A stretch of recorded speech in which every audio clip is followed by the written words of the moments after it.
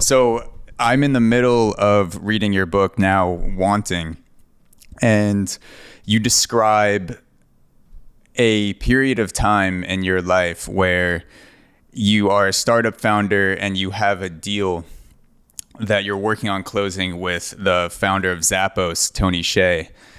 And it sounds like it's an extremely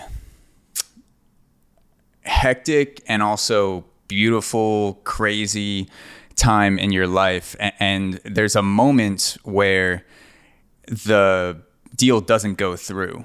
And you describe it as this relief, that this, you wouldn't expect it from someone that had just been through that process where they're a startup founder, they're trying to get their company acquired.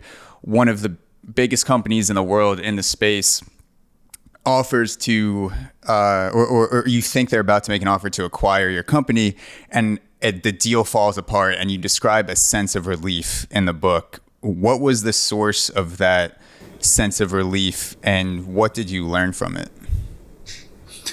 I had no idea what the source was at the time. It took me years to finally understand that.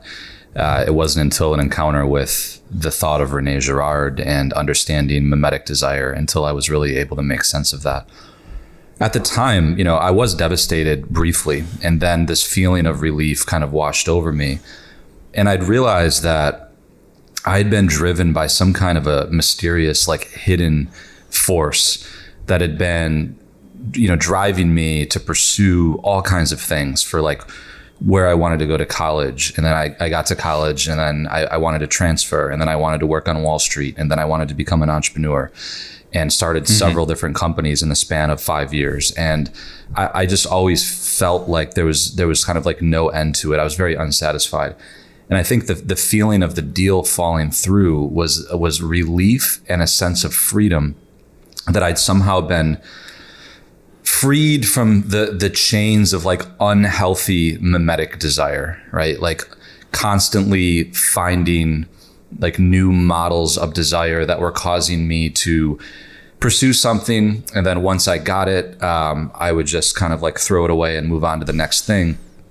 And I realized that had the deal actually gone through with Tony, then that cycle would have continued, and I'm not quite sure where it would have ended. I would have joined a company where I was kind of an outsider. I wasn't really that great of a culture fit for Zappos. I would have continued to try to conform myself to fit some mold, but I wasn't really that comfortable in. Mm-hmm. So in a way that, the deal falling through was a blessing in disguise. Many things in life are that we initially consider, tragedies or disillusioning things. They wake us up and cause us to step back and ask questions that we were too busy to ask. And that's what that experience did for me. And it sort of freed me from the constant, who knows, I could still be there today and be totally miserable, basically working for Jeff Bezos. You know what I mean? Yeah. Who knows where that would have ended, right? So I think we often only understand our lives when we're years later, sometimes looking back, and then we find the meaning in those circumstances.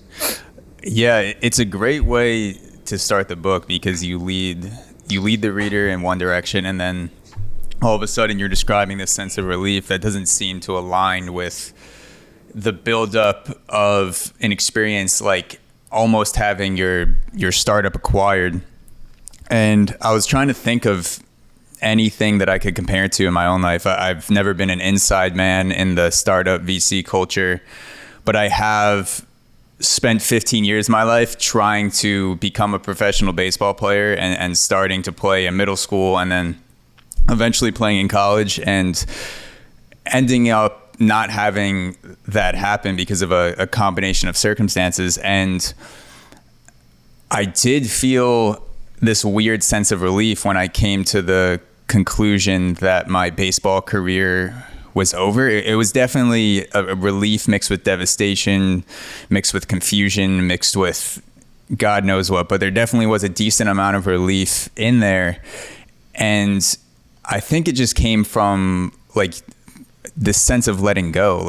I had this thing in my life that I'd worked 15 years towards, that I dedicated 4 to 8 hours a day, depending on the day, with practice, lifting, and all this stuff. And while I gained so much from it, I realized there were all these things in my life that I could now do that I didn't have time to do. And letting go of that goal did, in a weird way, like it was like destruction and relief at the same time. It's hard to describe. And from what you write about that moment in the book where you find out the deal falls through, that's probably the closest thing I had in my life that could compare to that in any way.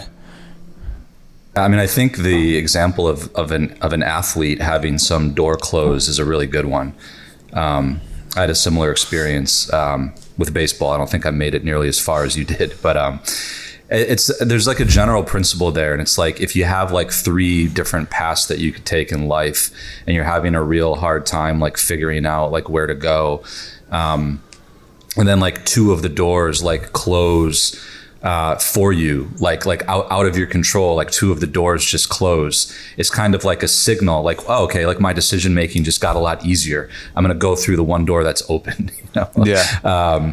So like a lot of times, like things just happen that are like outside of our control, and we can like kick against the goad and like question it, but it's like maybe I should just like listen and like take this and pivot. And that's kind of what happened for me, right? I realized that I was given an opportunity, right? Like sometimes we can see these things as threats or, you know, as these bad things that happen to us, but they're also, if you can just look at the other side of it, it's like it's an opportunity to do something else and to look in a place where we may have not been looking. And I don't know what the pivot was for you, but for me, one of the opportunities was I basically was like, you know what? That door just closed and it's not going to open back up again probably.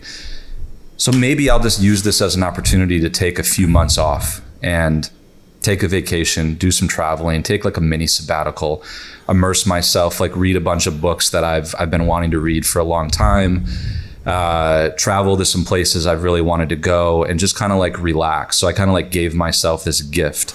And it's been like the gift that's kept on giving. That was a long time ago at this point, right? So you know, I didn't realize it at the time, right? But it was definitely one of the best things that's ever happened to me. Hey guys, thank you so much for watching. As a reminder, you can become a premium subscriber today. Watch the full uncut 2+ hour episodes of the AUXORO podcast, plus gain access to 2 bonus episodes every month at auxoro.supercast.tech. Link is also in the description. Thank you so much for supporting quality content from independent creators like myself. Cheers.